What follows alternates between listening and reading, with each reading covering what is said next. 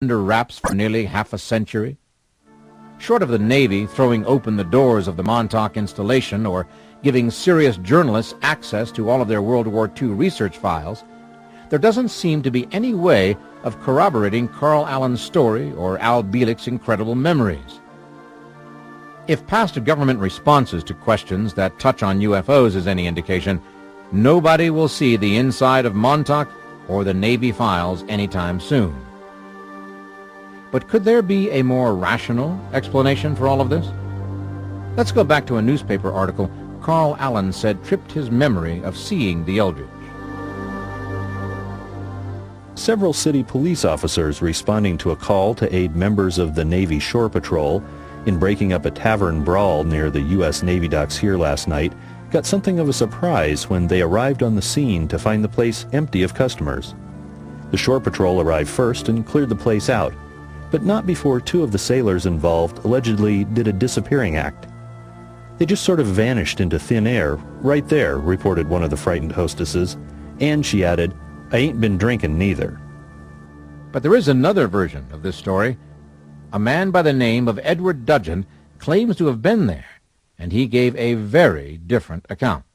In fact, Dudgeon says he was one of the two sailors who were supposed to have disappeared.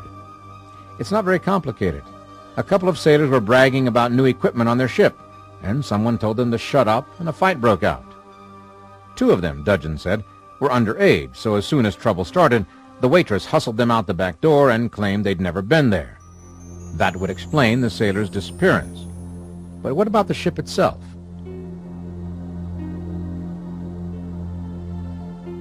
According to an interview that Jacques Vallée conducted with Edward Dudgeon, who was a witness on the USS Engstrom, which was the ship right next to the Eldridge, the Eldridge pulled out of harbor that night at 11 p.m., and it was also back in Philadelphia harbor the next morning, which seems impossible, but if you look at the map, you'll see that merchant ships would have taken 2 days to make the trip, going around submarine nets, mines, and so on. But the Navy used a special inland channel, the Chesapeake-Delaware Canal, that bypassed all that. Dudgeon claimed that the Eldridge made that trip in about 6 hours. Is this the sort of mundane stuff legends grow out of? Did Carl Allen make it all up? Is there any reason to believe Al Bielek's incredible story? More importantly, does the government use its citizens, particularly the military, to test new technologies, and especially new weapons? In September of 1977, during the Joint Attack Weapon System test, a UFO was reported at Fort Benning, Georgia. This was not your average every day we watched until it flew away kind of sighting. If the reports are accurate, and I believe they are, the Army at Fort Benning actually went to war with an alien spaceship.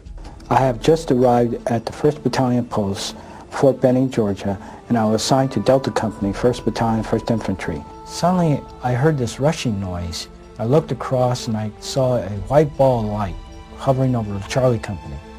The next morning, none of us could remember what happened, but we were involved in something. What it was, we didn't know. We noticed our watches were stopped at different times, and we had unusual stains on our clothes, and we were sick or dizzy the night before. Private Vasquez would carry only vague memories, like a distant, almost forgotten dream, for many years. But the small snatches of recollection left him anxious and disquieted. The incident in the formation was only the beginning of a weird set of experiences that would culminate in a full-fledged battle. On Tuesday night, about 10:30, all the lights in the camp began to flicker on and off, almost like a strobe light. This was highly unusual, and Vasquez, along with the other soldiers, decided to arm themselves. The whole battalion was moving away from the 1st Battalion Post when we saw lights coming up the road.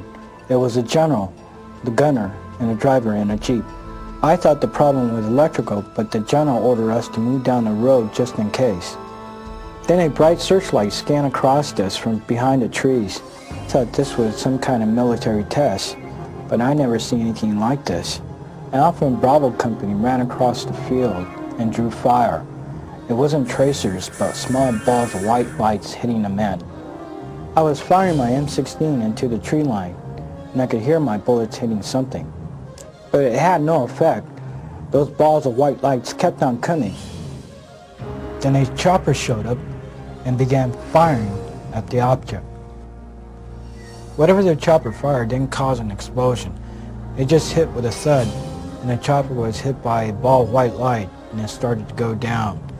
But there was no explosion there either. What was it Private Vasquez, the soldiers of Delta Company, and the helicopter were all shooting at that night? Were they under attack from an alien spaceship, or could it have been something else? I sent Dr. Stephen Greer, director of Sea City, a report of what happened at Fort Benning. His best guess is that this was some kind of exotic defense system used for mind control. He thought that my company was involved in some kind of psychological warfare test. Lost or altered memories, time travel, and battles with mysterious unknown enemies. Are we the target of some sinister alien force? Or are we just being used as unwitting guinea pigs for secret projects designed by mysterious entities who think they know what's best for us? Could it, in fact, be some sort of conspiracy? The dictionary describes a conspiracy as a combination of persons for a secret, unlawful, or evil purpose. Perhaps the question we should be asking is, has anything good come out of all of this?